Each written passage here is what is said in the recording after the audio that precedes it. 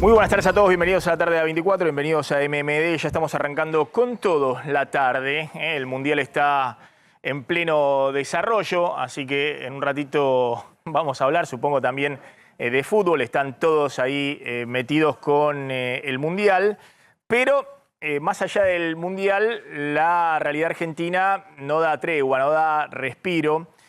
Hoy es feriado, pero lo que ocurre hoy, que no hay mercado financiero, no hay dólar, no hay bonos y todas esas cosas que ocurren los días hábiles, es que sigue habiendo precios. Y los precios marcan una aceleración muy impactante de los datos de la canasta básica de la alimentación y de la pobreza, que están corriendo prácticamente en los últimos 4 meses, desde julio, desde que se acelera la inflación en Argentina con la salida de Guzmán y la llegada primero de Batakis y después de Massa.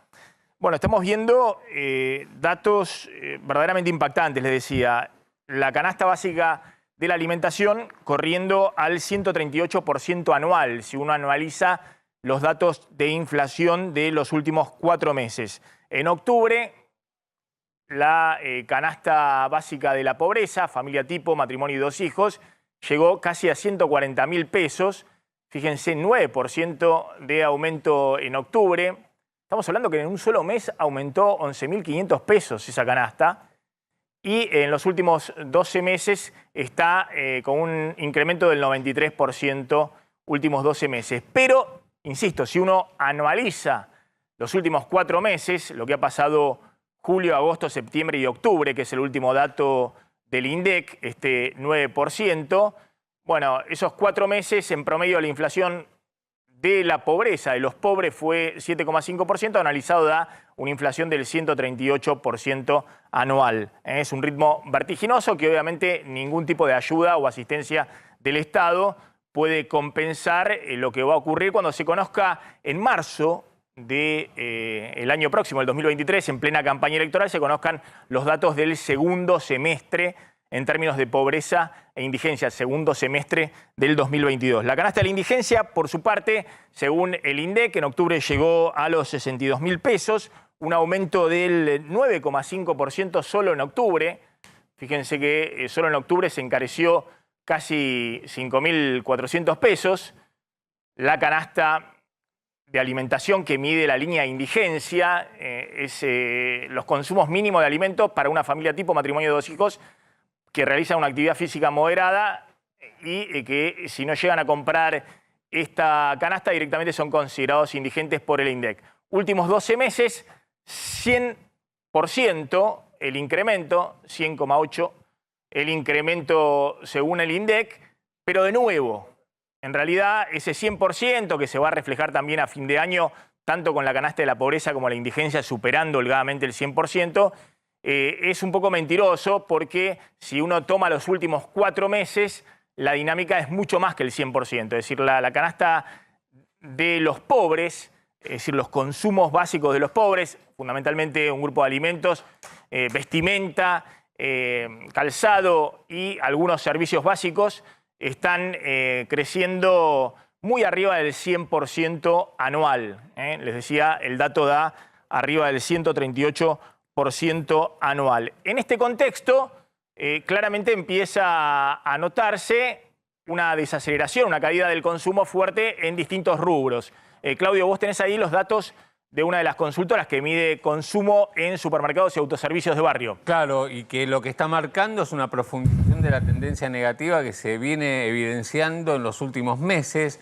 Es una caída del consumo muy pronunciada en todo el país, pero sobre todo en los autoservicios y en los almacenes de barrio del interior del país. Fíjate, en los distritos del interior, 11,8% cayeron las ventas de autoservicios y almacenes en octubre respecto a octubre del año pasado. Es un signo negativo mucho más grande que lo que ocurre en las ventas de autoservicios y almacenes en la ciudad de Buenos Aires y en el Gran Buenos Aires, allí en el área metropolitana 6,1% de caída contra, repetimos, 11,8% de baja en el interior del país, en los pequeños comercios, Con lo cual, si uno mide lo que ocurre entre los pequeños comercios y las grandes cadenas de supermercados, donde las ventas de las grandes cadenas crece el 1,7% en octubre respecto a octubre del año pasado, da que el consumo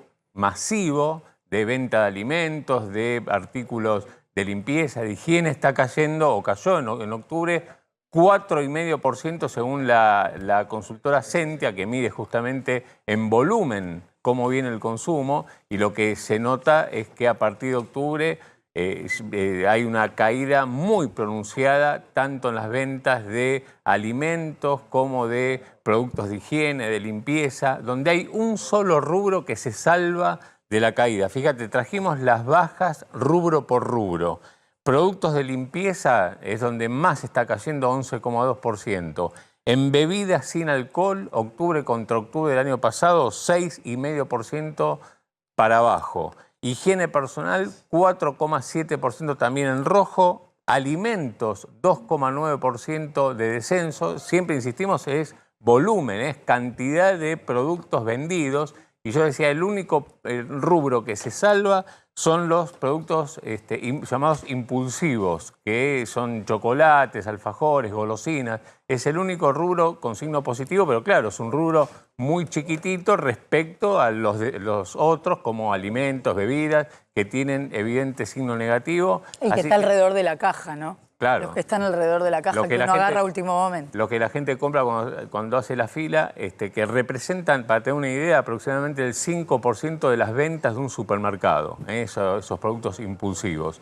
Pero digamos, acá el dato concreto es que el consumo viene en rojo, en caída, octubre dio eso, que sobre todo los más castigados son los pequeños comercios, que no son ni los que tienen las promociones de las tarjetas de crédito, ni precios cuidados, ni precios justos, y por eso hay un pequeño aumento en las ventas de las grandes cadenas de supermercados, porque sí tienen estas promociones. Que son nada más que el 1/3 del consumo, Claro, de bienes de consumo masivo. Es decir, en los 2/3 restantes hay una caída muy importante de las ventas que tiene que ver con esta aceleración muy fuerte de la inflación. Hay como claramente dos sociedades, lo venimos marcando hace rato, y se ve un poquito el contraste cuando vemos también las imágenes de Qatar y los argentinos que están allá gastando o hinchando por la selección en Qatar, y una sociedad con números de pobreza verdaderamente récord en los últimos años, que está con dificultades para comprar los consumos básicos, porque la inflación en ese segmento, cuando hablamos de 9% de inflación en un mes, arriba del 100% últimos 12 meses, la canasta básica de alimentos, estamos hablando de algo que no veíamos desde 1990.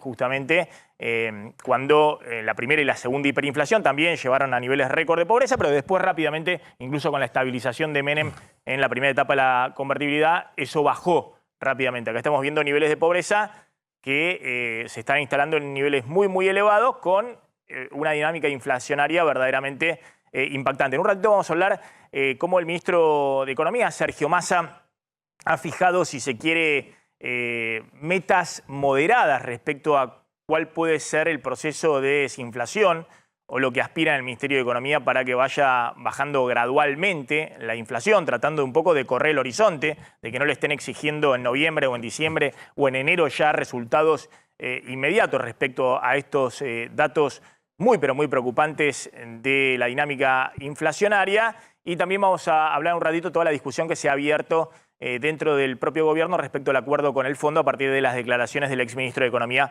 Martín Guzmán. Está Yolanda Durán. Gracias por atendernos como siempre, Yolanda, representante de los supermercados chinos.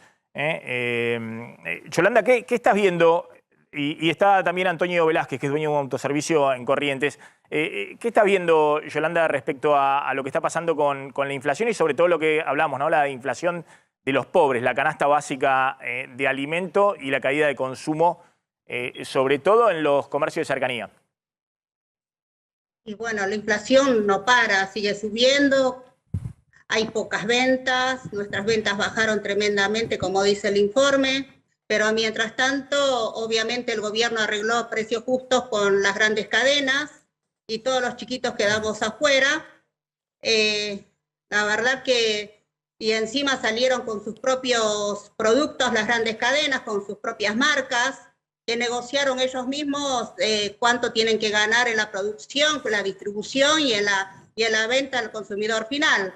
Pero bueno, había uno de los voy a decir, de los mayoristas también que estuvo firmando ahí. ¿Qué es lo que firmó este mayorista? No firmó para todos los mercados de proximidad, ni los almaceneros, ni nada. Firmó para vender al comercio minorista. A esos precios respeta para vender al consumidor, o sea, al consumidor final. Los hipermercados, o sea, los mayoristas se transformaron en hipermercados, esa es la verdad. Y nosotros quedamos varados. No tenemos proveedores genuinos, no tenemos quien nos cuide, quien nos ayude a conseguir buenos precios para trasladar al consumidor final.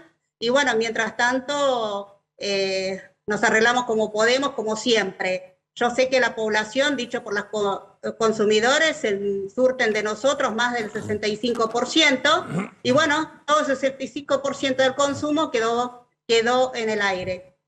Sumo a Antonio Velázquez, dueño de autoservicio en Corrientes.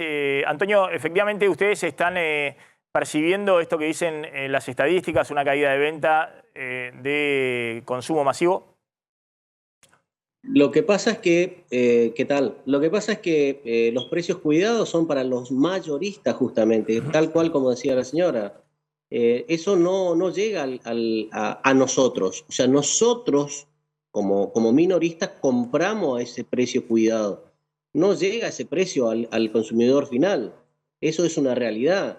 Y la verdad que nosotros, por ejemplo, yo soy de Corrientes, estamos con totalmente una disparidad de precios terrible.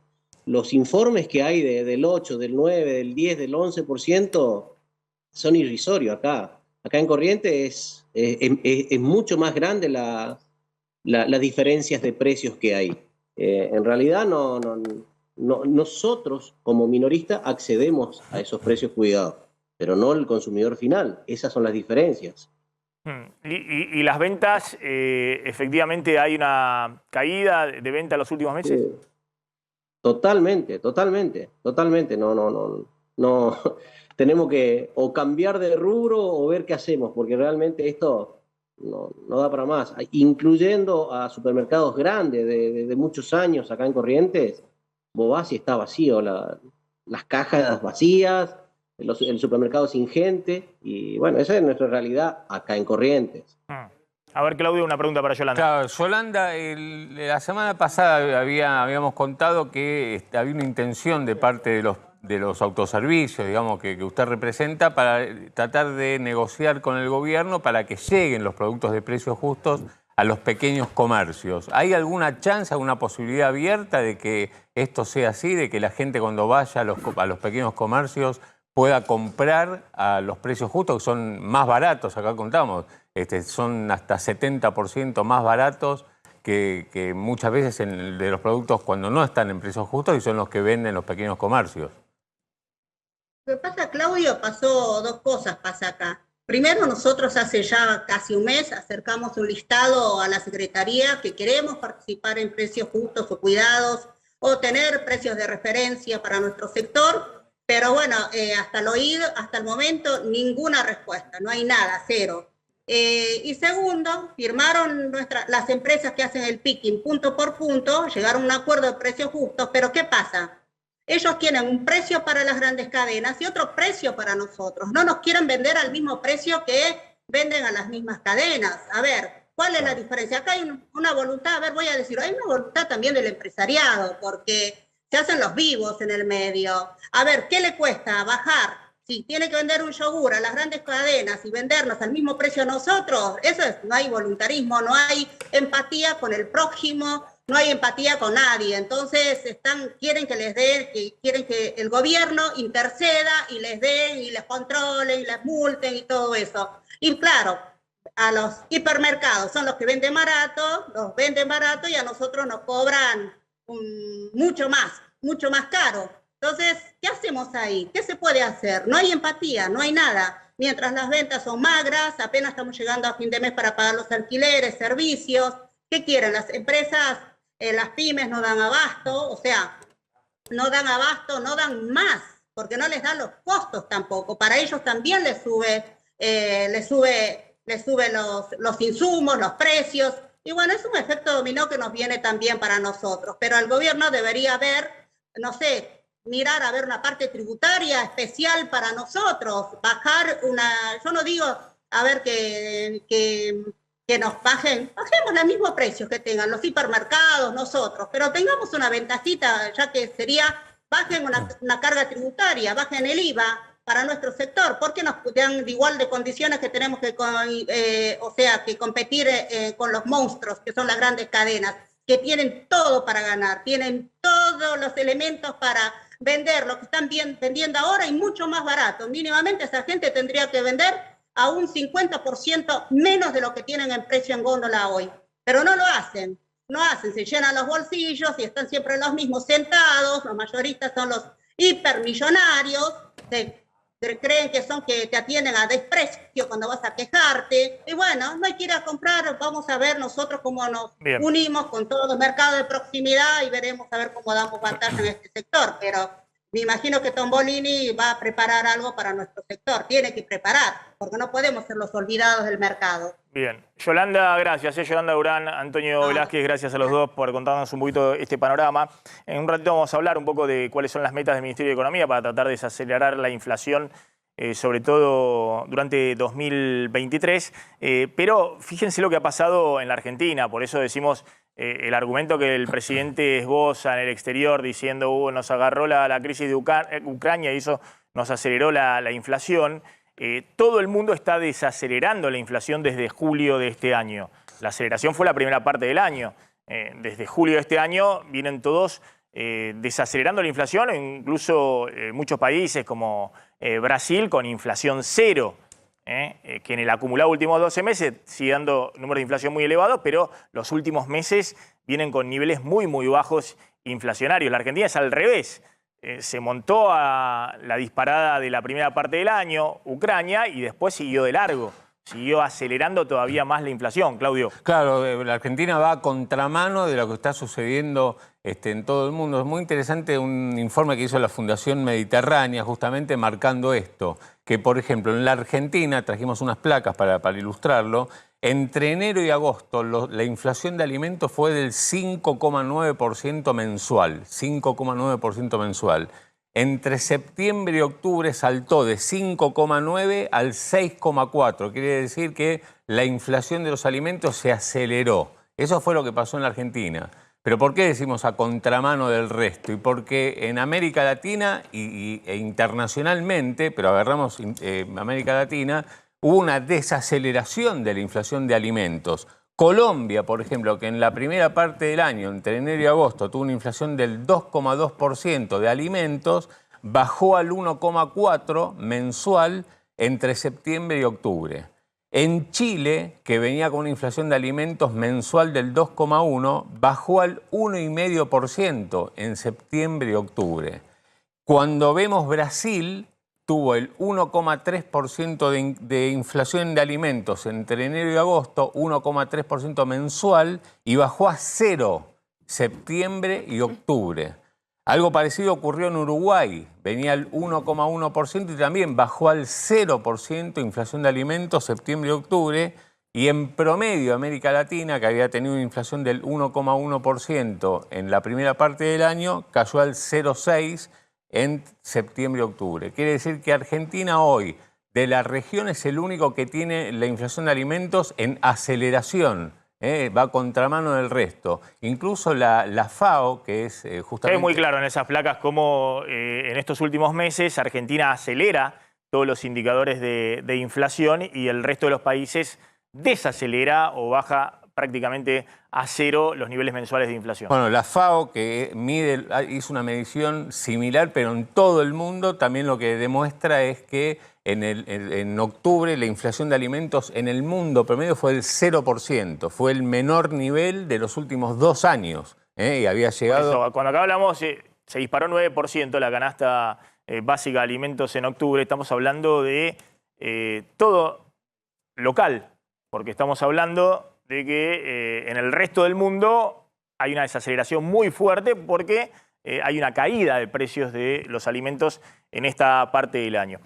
Falleció Eve de Bonafini, la histórica presidenta de Madre de Plaza de Mayo, falleció a los 83 años, una mujer muy valiente que desde abril del 77 se plantó con otro grupo de madres de desaparecidos a dar vueltas en el monumento de Plaza de Mayo a pedir por sus hijos desaparecidos y significó un símbolo de la lucha por los derechos humanos durante la dictadura. Un símbolo no solamente para la Argentina, sino un símbolo a nivel mundial. Después, durante la democracia y sobre todo después del año 2000, 2001, se convirtió en un símbolo de la grieta, uno de los símbolos de la grieta en democracia. Y muchas de sus declaraciones lo que apuntaron fundamentalmente es en esa democracia argentina a profundizar la grieta. En el día de ayer eso se vio de manera muy notoria en, por un lado, los mensajes o los silencios de un lado y del otro de la grieta. Tanto es así que se vio con un mensaje del presidente Alberto Fernández solidarizándose con la familia y rescatando la figura de Eve Bonafini, que fue duramente cruzado por la propia prensa de Madre de Plaza de Mayo. Sí, el mensaje del presidente, después de haber declarado 3 días de duelo nacional, decía: con la partida de Eve de Bonafini perdimos una luchadora incansable, reclamando verdad y justicia junto a las madres y abuelas, enfrentó a los genocidas cuando el sentido común colectivo iba en otra dirección. Con enorme cariño y sincero pesar la despido, hasta siempre Eve. Pero este mensaje hizo ruido en la Asociación Madre de Plaza de Mayo porque además estaba mencionando a las abuelas, el presidente. Entonces le respondieron: señor presidente, no se perdió nada, el legado de las madres vive en el pueblo, relacionar la lucha de nuestra presidenta con otra organización es un insulto.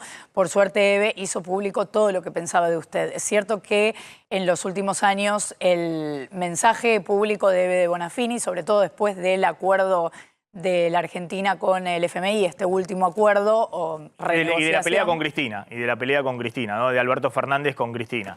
Bueno, fue más o menos por la misma época que Eve Bonafini criticaba el accionar del presidente de la Nación. Siempre fue muy crítica Eve Bonafini a la... Bueno, diría en líneas generales a la intervención de Estados Unidos para cualquier política en la Argentina, al FMI en particular, y tuvo durante estos años ese tipo de expresiones. 94 años hubiera cumplido este 4 de diciembre, o sea, en 15 días. La última noticia es que el Papa le mandó una carta a las Madres de Plaza de Mayo diciendo que recordaba, tenía muy presente la figura de Eve, de la última visita que hizo Eve al Vaticano, cuando se encontraron, cuando Eve le habló de cómo se preocupaba por darles voz a los que no tenían voz. Y con eso también tiene que ver, por ejemplo, que en las rondas de los jueves, en las últimas rondas, las madres convocaban a jóvenes que estuvieran en otras luchas, en las luchas de estos tiempos,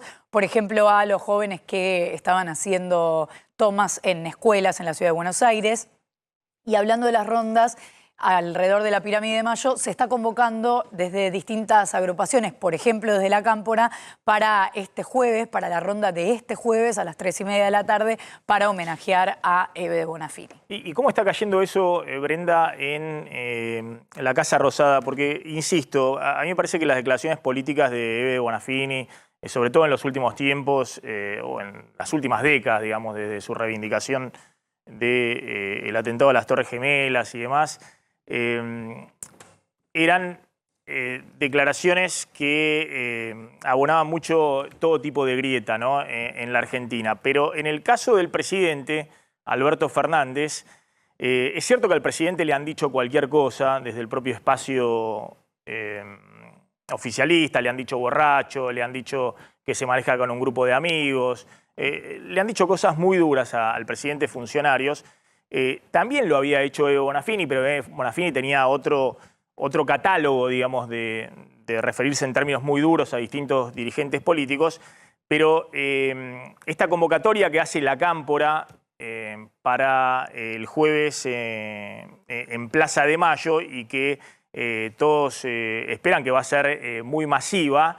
Bueno, lo tiene el presidente con un comunicado de Madres de Plaza de Mayo muy duro, porque la verdad que hay que leer entre líneas ese comunicado para considerar lo que es una ofensa para Eve de Bonafini. Digamos, el presidente hizo un comunicado tal vez de forma, digamos, que hacen en este caso los presidentes, pero evidentemente hay un pase de factura que muy probablemente se va a replicar el jueves en la plaza. Sí, totalmente. Y esto también en la línea de el acto que hizo la semana pasada Cristina Kirchner, ¿no? Es como la idea de unir a los propios y juntar poder al interior del Frente de Todos del lado de Cristina Kirchner. En este caso, obviamente, va a haber un uso político de Eve de Bonafini y de su fallecimiento, como pasa con todo. No lo digo de manera negativa, pero es cierto que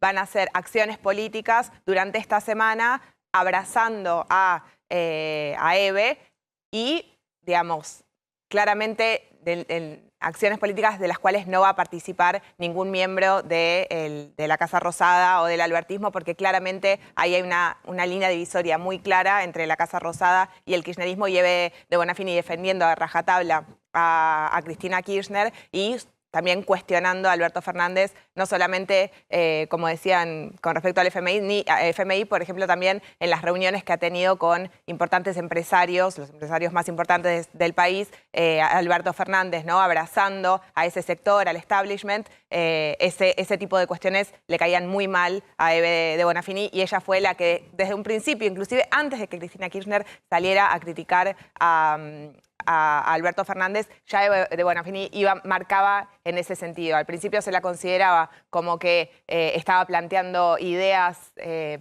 iban solamente por su cuenta, pero después terminó quedando demostrado que era la línea que estaba o que iba a abrazar Cristina Kirchner.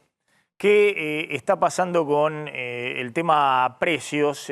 Vuelvo ahí porque hay algunos datos de noviembre que pueden llegar a generar cierta expectativa en el gobierno, Claudio. Claro, sobre todo lo que ocurrió la semana pasada, la tercera semana de noviembre, donde LSG, que es una de las consultoras que monitorea la evolución de los precios semana tras semana, lo que marca es que después de una suba de precios en la primera parte del mes y tras el anuncio de precios justos, lo que hubo fue una desaceleración en los aumentos de precios. En la tercera semana de noviembre, según el LSG, la inflación fue del 0,6%.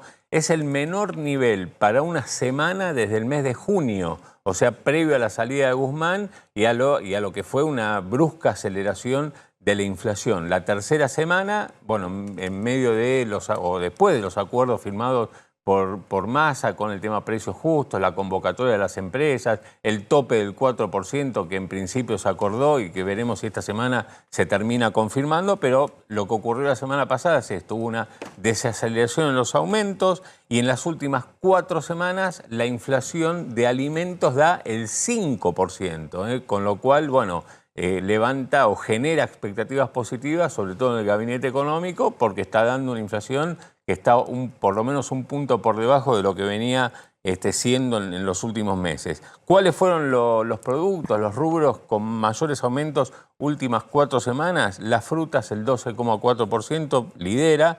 Lácteos y huevos, 7,4% otra vez, digamos, lácteos y también los huevos, incluyendo huevos, como uno de los principales factores de la inflación en alimentos. Azúcar en tercer lugar, 7,1%. Hablamos de uno de los productos que se incrementaron 150% último año. Los panificados, 6,4%. Y aceites, cerrando este ranking de los principales 5,1% de suba. Pero bueno, el dato de la tercera semana, insistimos, desaceleración, por lo menos de la inflación de alimentos, en medio de estos acuerdos, donde lo que te cuento, Maxi, es que hay que ver qué ocurre, porque el compromiso del gobierno fue, a partir de esta semana, firmar el tema, flujo de dólares a las empresas. Hay un compromiso. Las empresas dijeron, yo te pongo el tope de aumento del 4%, digamos, adhiero a precios justos, no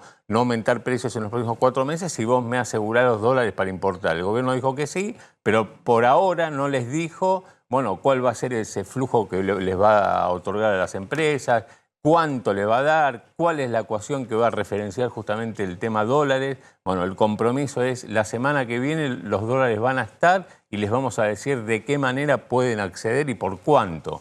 Bueno, de eso depende de que esta desaceleración incipiente en la inflación de alimentos se confirme en las próximas semanas. Está Osvaldo del Río, director de la consultora Esentia. Gracias por atendernos, muy amable. Efectivamente, ustedes están viendo una caída de consumo en comercio de cercanía, autoservicios, pequeños almacenes. Sí, así es.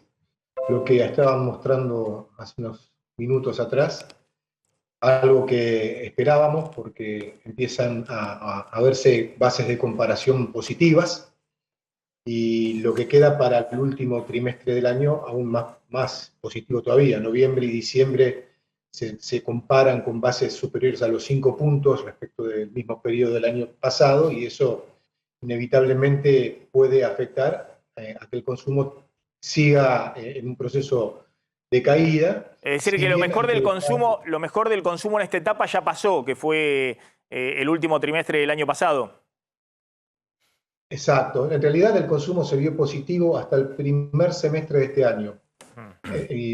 Es donde empiezan a verse indicadores negativos de negocios de barrio primero y supermercados aún se mantiene positivo a pesar de compararse con buenas bases, pero ya desde septiembre tuvimos una caída de 0,8, se confirma con una caída mucho más fuerte aún de 4,5 en octubre, y noviembre y diciembre va a ser muy complicado porque las bases aún son más altas, pero las bases de comparación. Lo importante es que el consumo a nivel acumulado del año todavía está positivo, está en 2,4 positivo, producto de los primeros meses positivos que tuvimos. Claro, eso le iba a preguntar. Y en el agregado, digamos, lo que uno va a ver en esta última parte del año, ¿es más consumo o menos consumo que la última parte del año pasado? Mirá, te lo digo de esta manera. Si nos comparamos con las bases, todo indica que va a ser negativo y la coyuntura no acompaña para que sea diferente. Sin embargo, venimos de 6 años consecutivos de caída en el consumo. Por lo tanto, compararnos con bases positivas no tendría que arrojar valores negativos porque venimos ya desde muy abajo, de todos modos. Bien. Está bien, cuando hablamos de las bases, para que la gente entienda, es eso, si se consume más o se consume menos, digamos. Si pongo la base en la última parte del año pasado, en el último trimestre o en el segundo semestre del año pasado, si está negativo es que se está consumiendo menos.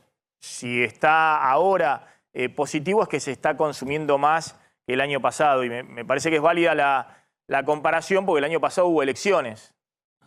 Exacto. Y lo que estamos diciendo es que, bueno, que en general se relaciona o se correlaciona el consumo con el humor de la gente.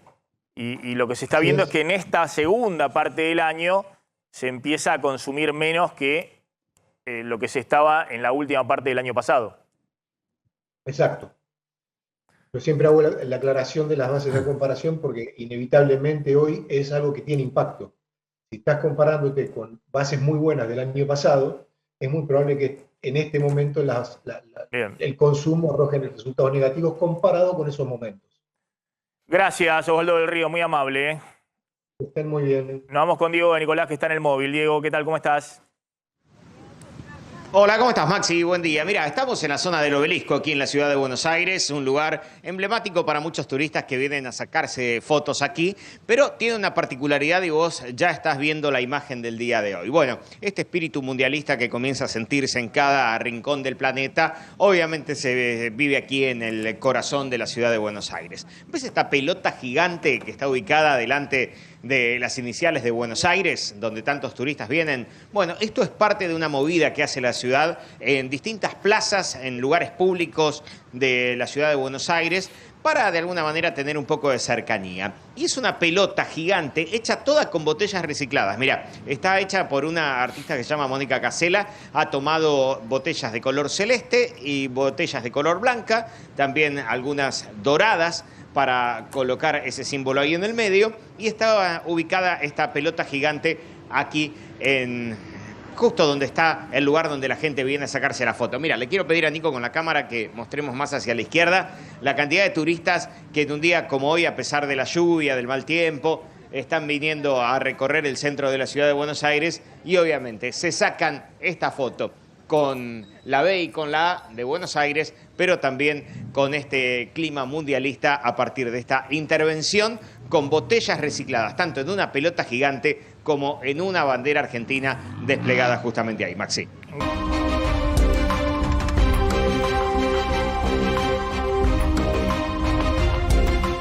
Ya está Mariano Oliveros, gracias Mariano. Un ratito vamos a hablar un poquito qué está pasando con el Mundial y cómo se viene Argentina mañana Y ya a está. la mañana. Vamos para debutar, ya habló Messi, después vamos a profundizar a ver qué dijo. Dale, habló también el exministro de Economía, Martín Guzmán, y generó mucha polémica porque apuntó contra Máximo Kirchner, con el colega Alefantino.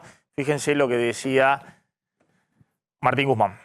Que Máximo Kirchner plantee eso no es serio, porque él mismo y su espacio pedían de forma pública que yo saliese del gobierno y además planteaban cuestiones que eran falsas, como decir que estaba habiendo un ajuste. Fíjate la situación que se da hoy, ¿no? En donde se está diciendo que hubo una política fiscal demasiado expansiva cuando yo estaba en la gestión se decía que estaba habiendo un ajuste, lo cual era falso.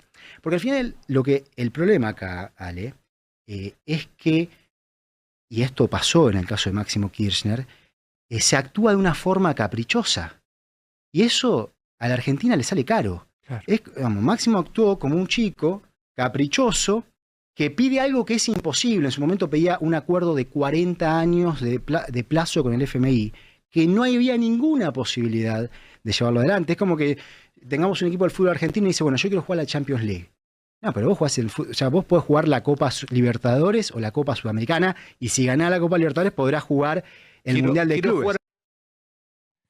Ahí está una de las frases de Guzmán, pero tal vez la más fuerte y que abre todo un debate, porque tengamos en cuenta que fue el ministro de Economía de este gobierno, Alberto Fernández, hasta julio. Es decir, es el ministro de Economía que más tiempo, y no sé si el ministro que más tiempo estuvo, sin duda de los que estuvo en lugares importantes. Bueno, Guado de Pedro está desde el comienzo de la gestión en Interior, pero ha sido un ministro clave. Y dijo, la vicepresidenta de la Nación, que es su madre, le otorgó un poder a alguien que no está suficientemente capacitado para ejercerlo de forma responsable. Máximo Kirchner decía cosas falsas. Es decir, está diciendo que se generó también una crisis dentro del gobierno porque había alguien que tenía mucho poder y que no estaba capacitado para ejercer ese poder. A ver si está la segunda parte.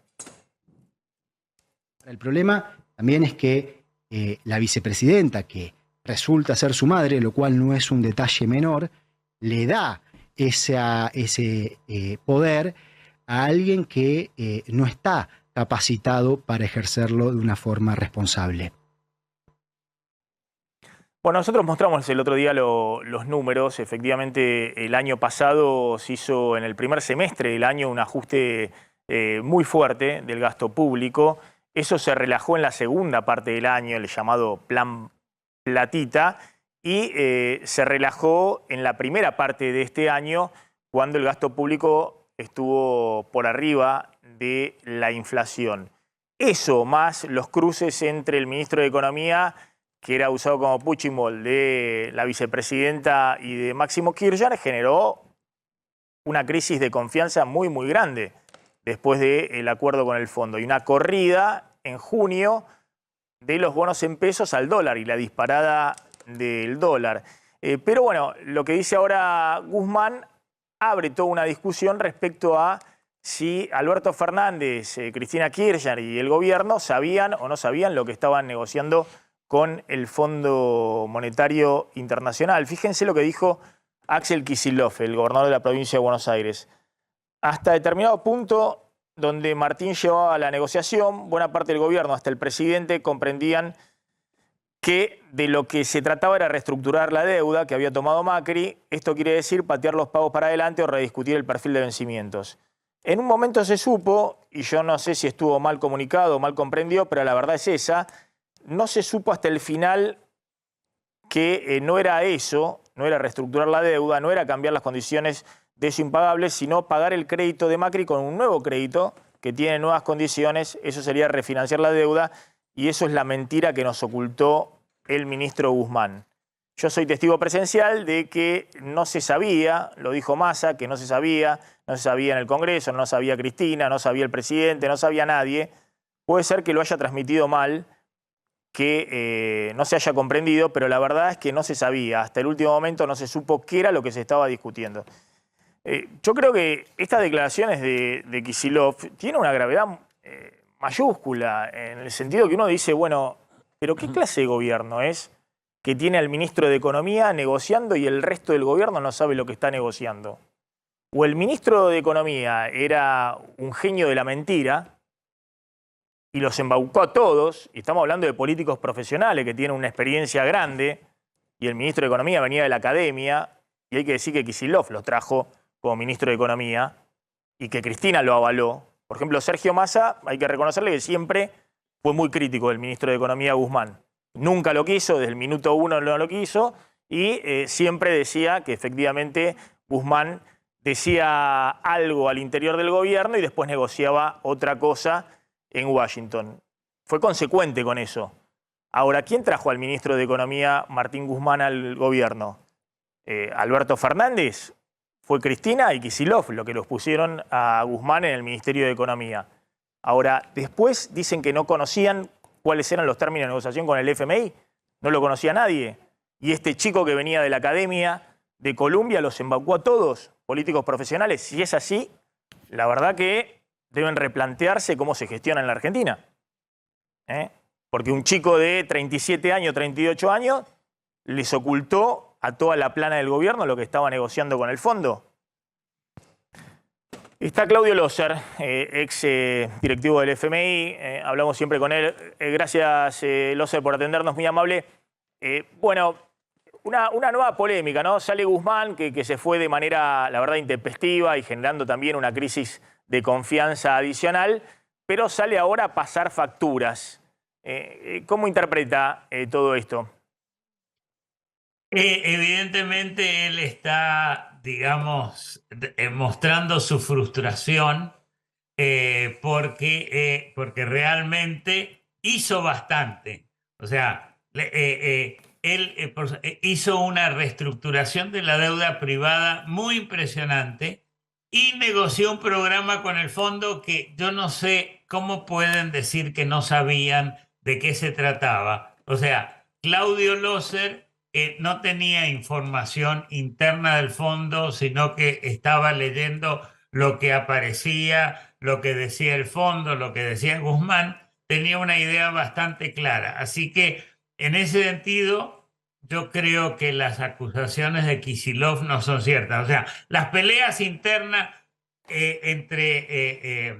las peleas entre Guzmán y la vicepresidenta, yo no voy a entrar demasiado en eso. Creo realmente que con sus declaraciones la vicepresidenta decía, mientras nosotros estábamos, como si ahora no estuvieran, había pasado A, B y C. O sea, hay despecho por parte de Guzmán, pero él hizo mucho, pero con las manos atadas debido a las limitaciones que le imponía la cámpora y el kirchnerismo. Esa es la forma que yo lo veo. El otro punto, mirando hacia adelante, yo insisto, creo que este gobierno o el Frente de Todos debe revisar efectivamente cómo se gestiona o cómo gestionan, ¿no? Si aspiran a algún tipo de reelección el año que viene o de continuidad en el poder, deben revisar cómo se gestiona, ¿no? Porque es muy impresionante, más allá de las peleas entre la vicepresidenta y el presidente, que ahora salgan a decir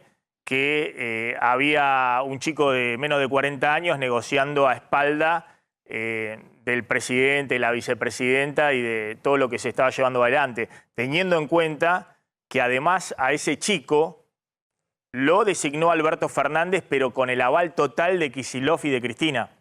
Es decir, lo que traen a Guzmán al Ministerio de Economía es Kicillof con Máximo Kirchner y después con la veña de Cristina. Si hay algo que reconocerle al ministro de Economía actual, Sergio Massa, que él estuvo totalmente desentendido de eso y desde el primer momento dijo, Guzmán no va. Ahora, mirando para adelante, Massa claramente está tratando, más allá de que también hizo esta crítica, dijo lo que siempre dijo Massa, que Guzmán mentía, que tenía doble discurso y demás en la comidilla, en la interna. Él está tratando de que no le bombardeen las metas del acuerdo con el fondo porque considera que esa es el ancla de expectativas hacia adelante. Fíjense la declaración de Massa. El acuerdo con el FMI marca objetivos acordados con Argentina. Lo que tenés es un conjunto de metas que tienen como objetivo garantizar las obligaciones del préstamo. No son una imposición del FMI, son una convicción del Frente de Todos. Porque los mejores resultados se consiguieron con superávit fiscal, con acumulación de reservas y equilibrio fiscal. Ese es un sendero que tenemos que recorrer. Es decir, Massa está diciendo, más allá de que está buscando alguna mejora de condiciones para 2023 en base al costo que tuvo sobre las reservas del Banco Central la crisis de Ucrania, está diciendo, este es el camino que hay que recorrer el año que viene porque es la única ancla que tiene esta economía para no desbandarse. Sí, totalmente. O sea, lo interesante es lo siguiente, hay dos cosas. Una, me refiero a la edad. Yo ya estoy, por supuesto, más del doble de la edad de Guzmán, pero en última instancia Kicillof no era mayor que Guzmán cuando él era ministro de Economía. O sea que eso es una barbaridad. Lo otro, un grado de hipocresía, o sea, no quiero sobrecriticar, de Sergio Massa diciendo, este es el camino, cuando ese era el camino que también dijo Guzmán. No digo que lo dijo bien. Yo creo que esa es la única forma de salir de este pozo, seguir trabajando con el fondo. Hay que ver el cambio de Ilan Goldfein, que ahora se va al BID, si eso afecta, yo no creo que mucho. Pero en última instancia es exactamente lo mismo. Massa es mucho mejor vendedor, eso tengo que decirlo. Es un gran vendedor del producto interna y externamente y eso le ayuda. Pero está diciendo, perdónenme la expresión poco técnica, está reinventando el agujero del mate. Perdone que lo diga así. Y el otro punto, Massa ha salido a... que obviamente está haciendo equilibrio para mantener el apoyo político al programa con el FMI, justamente de todo el Frente de Todos. En 2023 hay un año electoral, eso es muy complejo, pero Massa ha salido a decir que lo esperen hasta abril, que él aspira a una meta de bajar la inflación al 3% a partir de abril. Me imagino como forma de buscar un horizonte, digamos, para aplacar un poco las tensiones internas y que no lo estén cuestionando por los números de noviembre, diciembre, lo que puede pasar en el verano. ¿Usted ve factible de que efectivamente pueda ir habiendo una disminución gradual de la inflación? Él ha dicho bajar un punto cada 60 días, cada 2 meses, de manera tal de que la inflación vaya convergiendo a partir de abril a un 3% mensual. Es posible si mantienen la política fiscal y monetaria que dicen que están siguiendo. Creo que tienen que apurarse en mover el tipo de cambio, quizás acelerando la devaluación mensual. Si hacen esas cosas en los próximos meses, yo creo que se puede llegar a una desaceleración. Es muy difícil, o sea, no es que es algo totalmente claro. Es una trayectoria difícil, un camino lleno de piedras, pero yo creo que realmente podría hacerse, pero hay que trabajar mucho, no es algo automático. Claro, y el tema es que en el medio obviamente va a haber un enfriamiento del nivel de actividad, digamos, para llegar a ese punto. Evidentemente, en realidad es muy interesante que la actividad económica en la Argentina, si uno ve los números, por supuesto los del Fondo Monetario, números que lleva The Economist, etcétera, tiene una de las tasas de crecimiento más fuertes. No es que sea satisfactorio todo, pero comparado con otros países de América Latina. O sea, no es que no está creciendo, claro que se está recuperando de un shock muy terrible. O sea, va a haber una desaceleración como hay una desaceleración en el mundo. No va a poder la Argentina escaparse de esa situación. Loser, gracias, muy amable como siempre. Ahí estaba Claudio Loser. Querías aportar un datito adicional de lo que puede pasar esta semana con el tema del dólar. Bueno, hay que estar muy atentos a lo que pase en los mercados. Fíjate que hoy, Maxi, en este momento tenemos acciones y bonos argentinos que no tienen cotización hoy acá por el feriado, pero sí en los Estados Unidos, y están marcando caídas de las acciones argentinas que cotizan ya en Wall Street de hasta 7%. Es un muy mal día en una jornada donde no se nota que esté ocurriendo algo a nivel internacional que esté relacionado con semejante baja. Wall Street está bajando, pero apenas el 0,2%. En Brasil el real está totalmente estable y, sin embargo, lo que existe es pesimismo sobre lo que pueda suceder con la economía y el mercado, sobre todo financiero y cambiario acá. Cerramos la semana pasada con un contado con liqui en 332 pesos, un dólar bolsa en 315 pesos, con los valores prácticamente más altos de la semana, con lo cual, bueno, vamos a ver qué ocurre a partir de mañana, pero hoy no es una buena jornada para los activos financieros argentinos que cotizan en Estados Unidos. Mariano Olivero, nos metemos en el tema del Mundial. Hubo conferencia de prensa de Scaloni con Messi. Sí, sorprendió que quisiera hablar Messi el primer día. No es algo que se había dado en los mundiales anteriores. Habitualmente la selección argentina en épocas anteriores mandaba a la conferencia de prensa a jugadores que nadie le importaba escuchar. En este caso fue el mejor jugador del mundo la conferencia de prensa, lo cual es para celebrar, porque todo el mundo quería escuchar al capitán de la selección argentina. Messi, que había preocupado hoy a la mañana porque había circulado una foto donde se veía que su tobillo estaba algo inflamado, lo que es en parte cierto porque tenía una cierta inflamación en el tobillo, pero lo que se veía, esa protuberancia que se veía tan notable, era un poquito de hielo que le habían puesto abajo de la media, básicamente para desinflamar la zona. Él después confirmó en conferencia de prensa que efectivamente tenía un golpe y por eso la precaución. Bueno, y obviamente la reaparición de Cristina el viernes en el acto en La Plata dejó muchos interrogantes sobre bueno, cuál va a ser el margen de maniobra de Cristina, cómo va a ser campaña del 2023, si va a ser candidata o no va a ser candidata. No habló de la economía porque tiene un acuerdo tácito con Sergio Massa y hablar de la economía empezaría a crujir todo. Habló mucho del pasado, es decir, del pasado de Macri o del pasado que ella ve idílico hasta el 2015.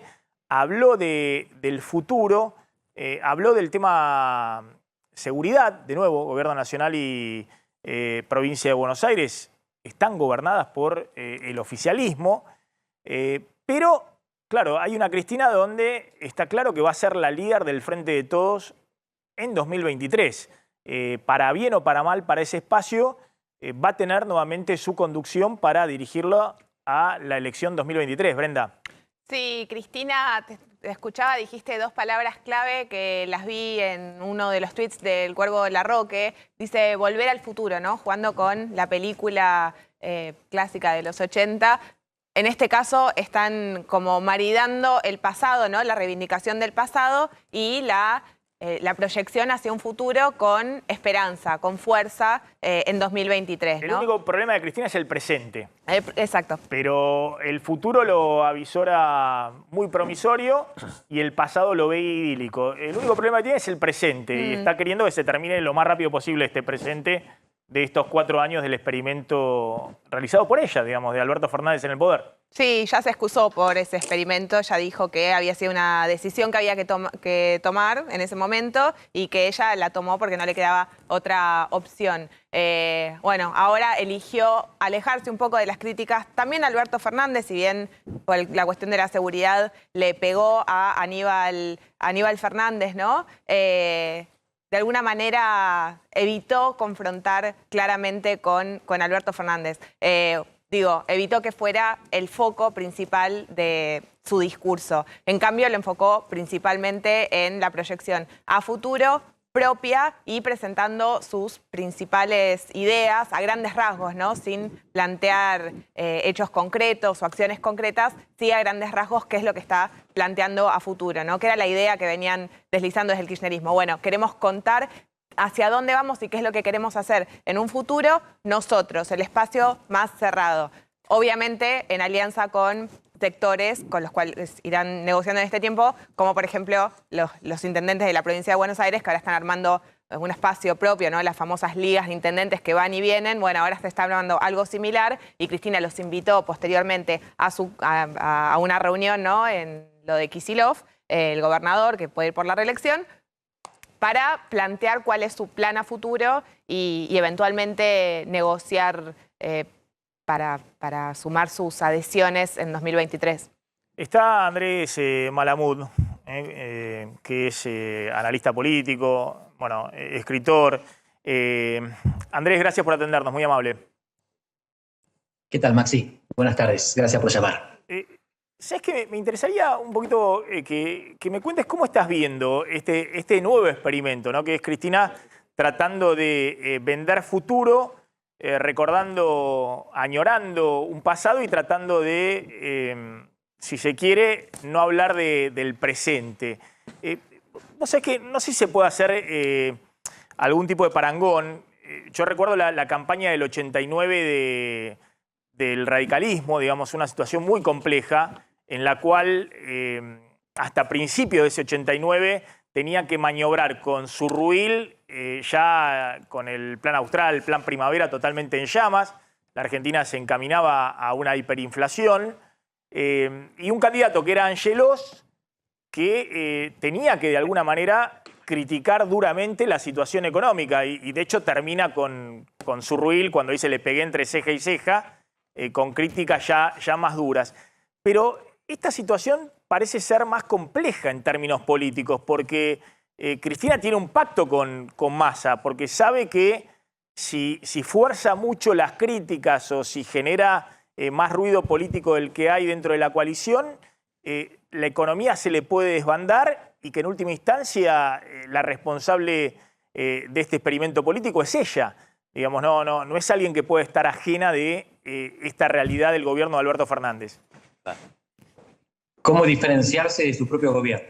Esta es la cuestión.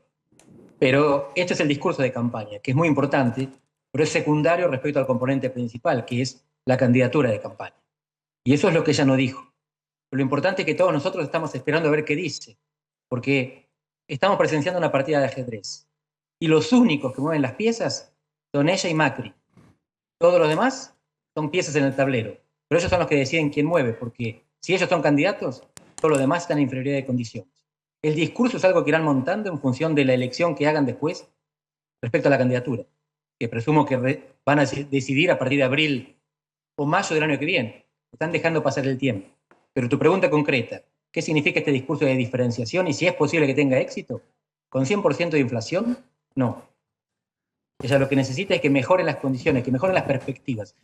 La economía no tiene que estar arreglada en agosto del año que viene, pero tiene que estar mirando hacia arriba, saliendo de la crisis. Y a eso apuesta. Si no se dan esas condiciones, su candidatura no tiene chance. Y por lo tanto, al mismo tiempo juega la diferencia, mientras le pone unas fichas a Massa para que arregle lo que pueda. Arregle lo que puede significa que no explote la bomba hasta el cambio de gobierno. No que quede encarrilado el país hacia el progreso y el desarrollo. Porque nadie piensa que eso puede ocurrir antes de caer. La situación argentina va a empeorar antes de mejorar. Y la apuesta de cada uno, del que está en el gobierno o del que está en la oposición, es que la bomba le explote al otro. Ahora, ¿vos ves que hay chance de que efectivamente Cristina sea candidata? Porque ella ha planteado muy claramente en la última elección, en 2019, la última elección presidencial, que no solamente ella necesitaba una fórmula para sumar al electorado independiente, ¿no? Para sumar concretamente al votante de masa, y la fórmula de Alberto Fernández en la presidencia permitió eso, acercarse a ese peronismo que se había alejado del kirchnerismo, sino que ella también planteó que ella no podía gobernar, es decir, que ella no podía manejarse con la soltura, por ejemplo, que hoy se maneja Massa, que va, negocia con el FMI, viene, se reúne con todo el establishment económico, el establishment financiero, va de un lado al otro con empresarios o con oposición. ¿Vos ves que efectivamente la idea de una Cristina apostando ella a volver al poder es factible, siendo ella presidenta nuevamente? Me parece altamente improbable que ella sea candidata para ser presidenta. Pero ella ya demostró que no le importa perder elecciones. Así que podría ser candidata para perder, generando un paraguas cobertor mucho más atractivo para la provincia de Buenos Aires. Ella piensa parapetarse en el Congreso y en la provincia de Buenos Aires. Y lo que necesita es mostrar poder, no necesariamente ante el mercado, sino sobre todo ante la justicia. Y para eso no le hace falta la presidencia de la nación. Ella maneja otros resortes de poder. Y lo demostró estando 4 años en la oposición. Si esto es así, entonces Cristina va a optar tácticamente por su candidatura. El objetivo no va a ser la presidencia. Va a ser preservar una cantidad importante de poder que le garantice que puede transitar en libertad los años que le quedan por delante y modelar una sucesión, que es lo que quieren hacer todos los líderes que creen que tienen un llamado con la historia. Pablo, una pregunta. Sí, quería preguntarte, vos estás también, entre otros, asesorando, entiendo, o a veces conversás con sectores del radicalismo. ¿Vos ves alguna cuña en el radicalismo para que puedan meterse en esta pelea en la cual parece que el PRO es, básicamente, hegemoniza todo lo que es la oposición, por lo menos en intención de voto? Una pregunta que te podré responder con más certeza en mayo. Porque la situación que vemos hoy es esta. El PRO se están matando, hay poco efecto societatis, las cosas están marcadamente separadas, no solamente por diferencias estratégicas o de objetivos, digamos, no de país, porque tienen una visión similar del país que quieren, sino de cómo llegar a ese país, de cuáles son los mecanismos, si es la confrontación o el acuerdo. Y en esa división se puede colar un candidato radical, siempre que el partido se una en su apoyo. ¿Hoy los ves unidos o no? Porque tienen 2 candidatos, parecería en este momento, que son Gerardo Morales y Facundo Manes, pero Facundo Manes se lo ve muy distanciado del resto de la estructura. Hoy el radicalismo tiene 2 candidatos presidenciales y varios candidatos presidenciales. Esto no se va a ordenar hasta que no lo ordene la gente. Por eso te hablaba de abril o mayo. Ahí va a ser cuando se vea efectivamente si alguno de estos candidatos tiene 2 dígitos de intención de voto. En ese caso el radicalismo se va a ordenar espontáneamente detrás de ese candidato que le ofrece la posibilidad del éxito, del triunfo, de volver a la presidencia. Si ningún candidato crece durante el verano como para llegar a los 2 dígitos, entonces lo más probable es que terminen acordando fórmulas cruzadas con el PRO. Pero hoy las chances están porque nadie ve venir a los presidentes en los regímenes presidencialistas. Esto se decide en los años impares, en los años en que se vota. Pasa en Argentina, pasa en Brasil, pasa en Estados Unidos. Así que hoy está todo abierto, todos tienen chance, pero los únicos que decidiendo sobre ellos, deciden sobre los demás, son Macri y Cristina. Una pregunta de Brenda. Sí, Andrés, Alberto Fernández se muestra firme para ir por la reelección y, digamos, no estaría claro que podría tener ningún tipo de posibilidad. ¿Por qué lo hace con una imagen tan baja y con tanto desgaste interno? ¿Qué puede estar detrás de sus intenciones? O bien puede ser que crea que tiene posibilidades. ¿Cómo lo ves vos? Se mostraba firme amenazando con encarcelar jubiladas que tomaban sol durante la pandemia y después terminó haciendo una fiesta clandestina. Es algo que tiene que hacer para teatralizar autoridad. Es un presidente que tiene poca autoridad. No manda en su partido, no manda en el Congreso. Tiene algunos buenos contactos en el exterior donde lo reciben con simpatía. Pero ahí, en general, son algunos de sus buenos embajadores los que hacen el trabajo, no él. Lo que necesita es evitar lo que se llama en Estados Unidos el pato rengo. El pato rengo es el presidente que está en los últimos 2 años de su mandato y no tiene reelección. Y como todos están esperando que el que viene sea otro, dejan de prestarle atención. Para él conservar un poquito de autoridad en los 2 años, en el año que le queda, tiene que simular que cree que puede seguir 4 años más. Lo que está haciendo es racional. Que sea creíble es otra cuestión. Bueno, digamos que hemos visto un presidente patorrengo, un presidente con muy cuestionada su autoridad ya hace tiempo, digamos, no solamente después de la derrota legislativa del año pasado, ¿no? Es un presidente que ya desde fines de 2020, cuando Cristina empieza a cuestionar duramente la orientación de la política económica, se ve un presidente muy debilitado, ¿no? Y con la caída de Martín Guzmán, que era la apuesta personal del presidente, bueno, directamente se ve un presidente que ha, de alguna manera, tercerizado el poder, ¿no? Hoy es el ministro de Economía el que está a cargo absolutamente de toda la gestión principal de gobierno. Te hago una última respecto a si ves alguna posibilidad de que haya algún tipo de acuerdo de gobernabilidad en la Argentina el año que viene. Lo digo porque este gobierno sabe, y tengo entendido que el ministro de Economía lo tiene claro, que hay una máxima fragilidad el año que viene desde el punto de vista de todo el tema de la refinanciación de la deuda en pesos. Si hubiera una oposición el año que viene, como la que hizo el peronismo en el 89, con Guido Di Tella y Cavallo diciendo en Washington, no vamos a pagar la deuda, no le presten más y demás. Es cierto que es un gobierno que tiene todo el aval hoy de Washington, que tiene al FMI atrás, que tiene a China atrás, que tiene los precios que tenemos internacionales que no habían en el pasado respecto a la generación de dólares de la soja.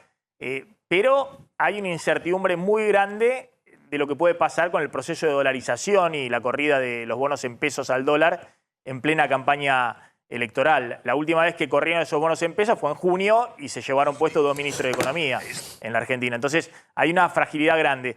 ¿Eso es un incentivo al gobierno para tratar de buscar algún tipo de acuerdo mínimo con la oposición o con los referentes económicos de la oposición?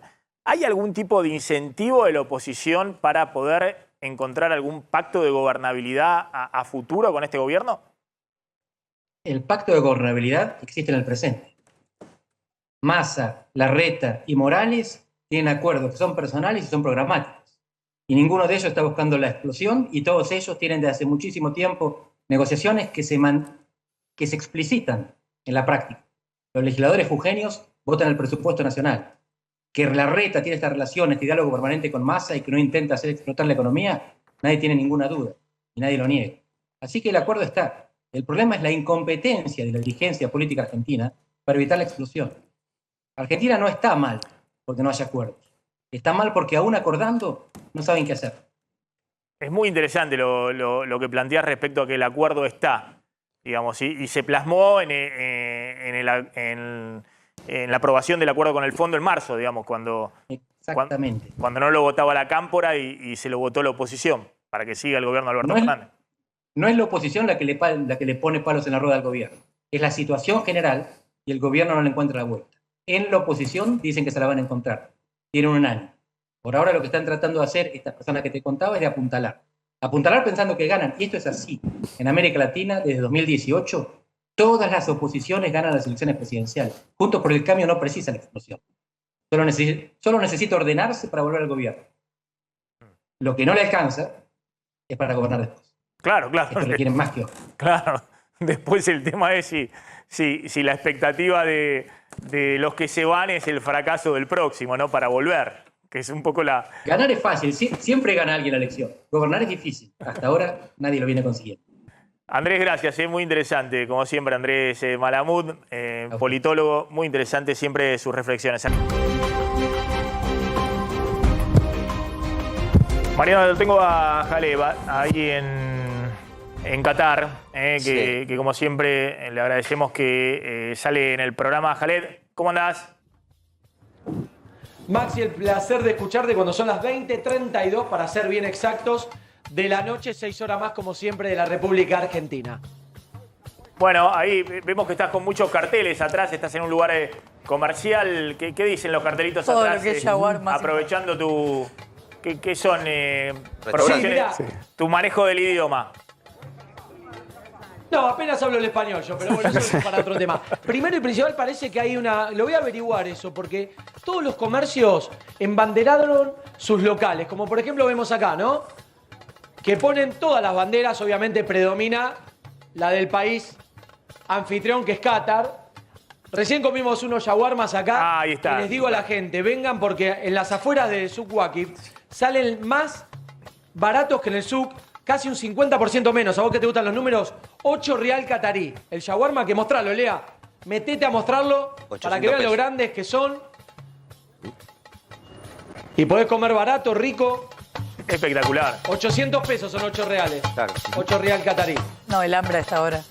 Sí. Es un buen precio, ¿eh? Es un muy buen precio. Te digo que acá no lo conseguís, pero ni por casualidad. Y no.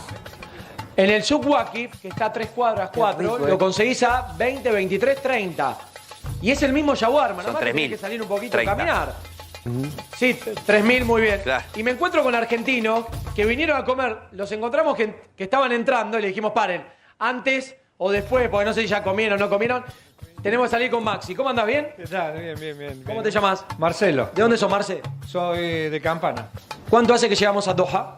Hace el domingo que estamos en Doha. ¿Cómo encontrás la ciudad? ¿Era lo que te imaginabas, lo que esperabas? Sí, hermoso. Aparte una cultura totalmente diferente y aparte una sorpresa que vinimos a comer el shawarma acá. Barato, ¿no? Barato, y te veo a vos, que te veo todos los días en América TV, ahí con Laje. Así que una sorpresa tremenda.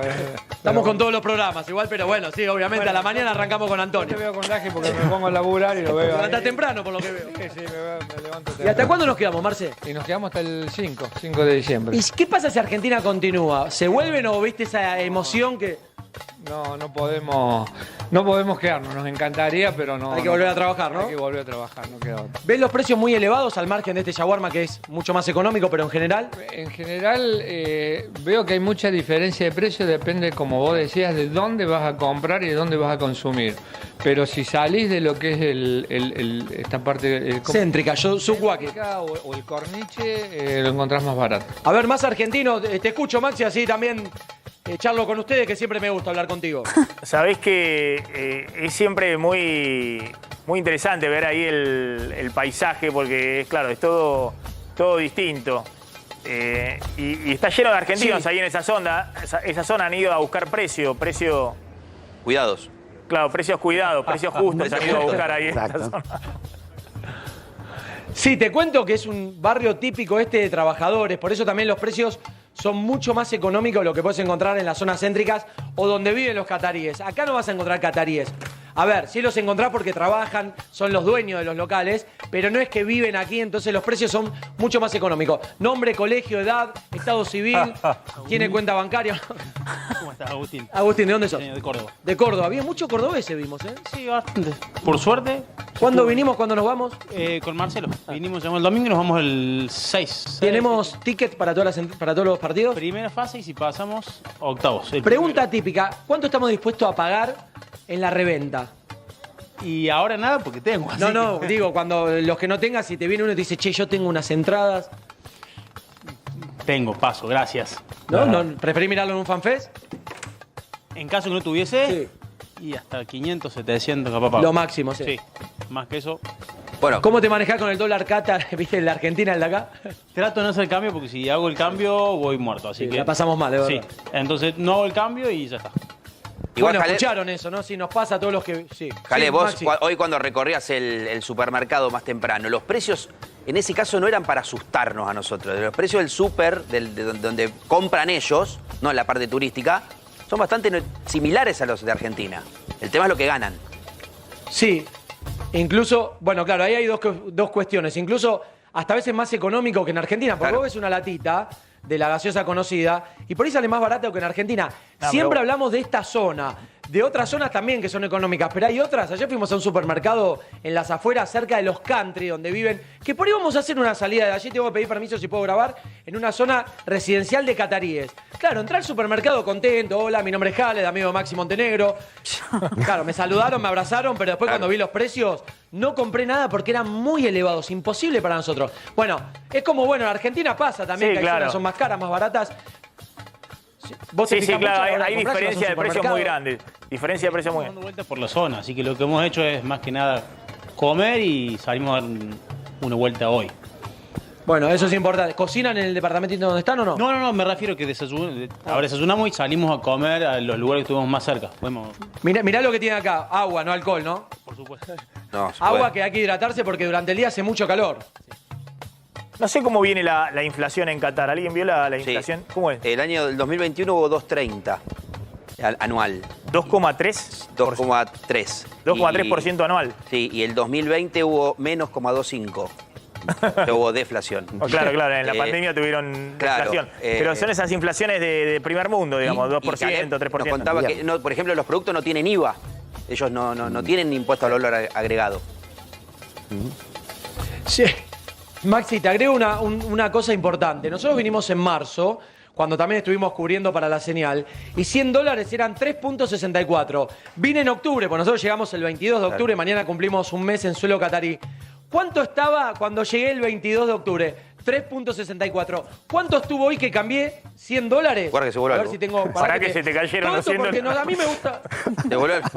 No. Te voy a mostrar el recibo. A mí me gusta hacer televisión verdad y que vea la gente que no decimos una cosa por otra. A ver si Lea encontrás donde dice 3.64. ¿Lo ven por ahí? ¿Se ve en cámara? O sea, no se movió la cotización. Vale lo mismo que en marzo. Claro. Sí. Como los derechos Impensado civiles, no se mueve. Y en general pasa eso en casi todos los países, menos Argentina y algunos pocos más.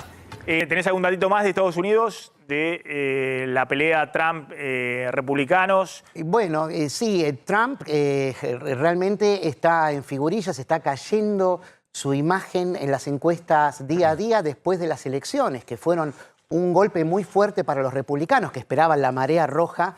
Todos los candidatos de él, incluyendo quien iba a ser su compañera de fórmula para 2024, Kari Lake, candidata a gobernadora del estado de Arizona, perdió y no reconoció el triunfo. O sea, es bien trumpista, ¿no? Dice que va a denunciarlo y todo.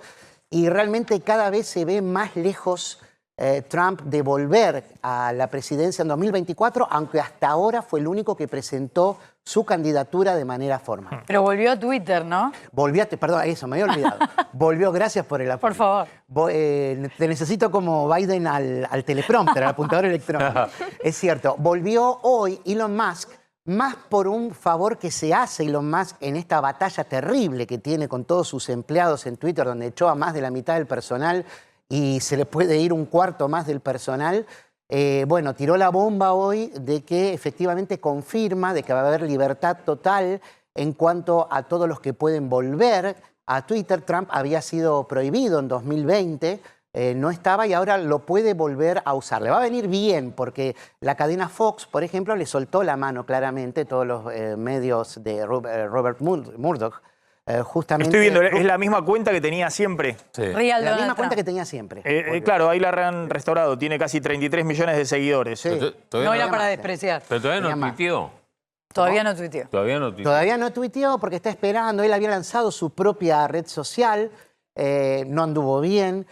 Tiene su propia cadena también que lo apoya, que es Newsmax. Tampoco anda muy bien. Digamos que ya se le fue la magia a Trump. Adrián, gracias. Buen regreso ahí a Atlanta. Cerramos, Pablo, hay una información que hace rato viene dándose como inminente, que es el fallo de la Corte Suprema de Justicia por el diferendo entre la ciudad y la nación por los fondos de la Ciudad de Buenos Aires. Estamos hablando de los fondos de la Ciudad de Buenos Aires, que en su momento el Gobierno Nacional le había sacado de la coparticipación cuando fue el conflicto con la policía bonaerense y que desató la primera batalla fuerte entre Larreta y Alberto Fernández. Lo que se dice en fuentes judiciales es que el fallo de la Corte sería a favor de la Ciudad de Buenos Aires, que lo que harían es rehabilitar los fondos de coparticipación con fin específico por la seguridad, aunque no sería retroactivo. Es decir, los fondos que no le mandaron a la ciudad durante estos 2 años aproximadamente que Nación decidió sacar esos fondos de coparticipación, no se van a restituir, pero sí en adelante lo que va a tener es que la Nación girar los puntos de coparticipación que le debía a la ciudad, siempre por el traspaso de la Policía Federal cuando se pasó definitivamente a la Ciudad de Buenos Aires. Esto obviamente ya en lo que tiene que ver con la oficina de Guado de Pedro, que es el ministro político del gobierno y el que está llevando el tema de la puja por la coparticipación, ya salieron a criticar este inminente fallo de la Corte Suprema de Justicia.